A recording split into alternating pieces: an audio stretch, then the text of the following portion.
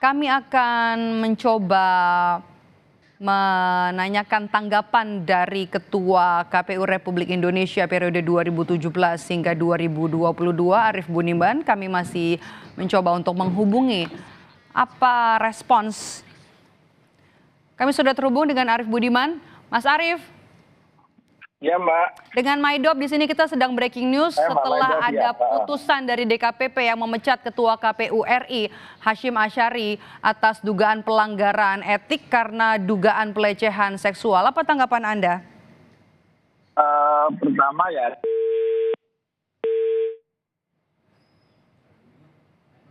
Kami akan mencoba menghubungi kembali Ketua KPU RI Arief Budiman periode 2017 hingga 2022.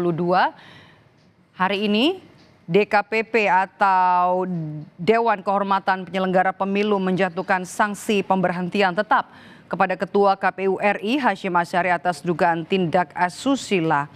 Ketua DKPP Hedi Lugito menyatakan Hasyim Asyari Ketua KPU RI melanggar kode etik penyelenggara pemilu terhadap salah satu anggota panitia pemilihan luar negeri di Eropa. Kami kembali terhubung dengan Ketua KPU RI 2017 hingga 2022 ada Mas Arief Budiman. Mas Arief. Ya, Mbak Maidop. Maaf terputus. Respon Anda? Ya. Ya pertama tentu saya sangat menyesalkan ya adanya kejadian seperti ini.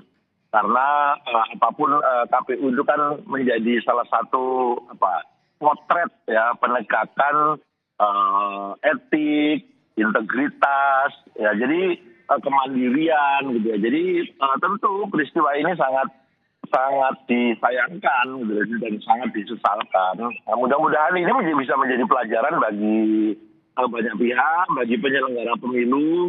Terutama 2024 di bulan November nanti kan kita akan menyelenggarakan pemilihan kepala daerah. Mudah-mudahan ini menjadi pelajaran banyak pihak lah.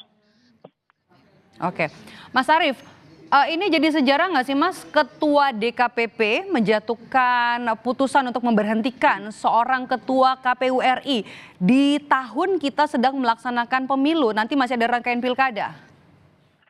Iya, ini ya tentu menjadi catatan penting dan catatan tidak terlalu bagus ya bagi kita. Karena sebetulnya indeks demokrasi kita itu kan beberapa tahun, terutama ketika saya jadi penyelenggara pemilu ya, itu indeks demokrasinya naik terus, membaik gitu ya. Nah, memang sumbangan membaiknya nilai demokrasi itu ada dari banyak faktor. Tetapi pada saat itu pemilu sebagai salah satu faktornya itu memberi kontribusi poin paling tinggi. Seingat saya waktu itu.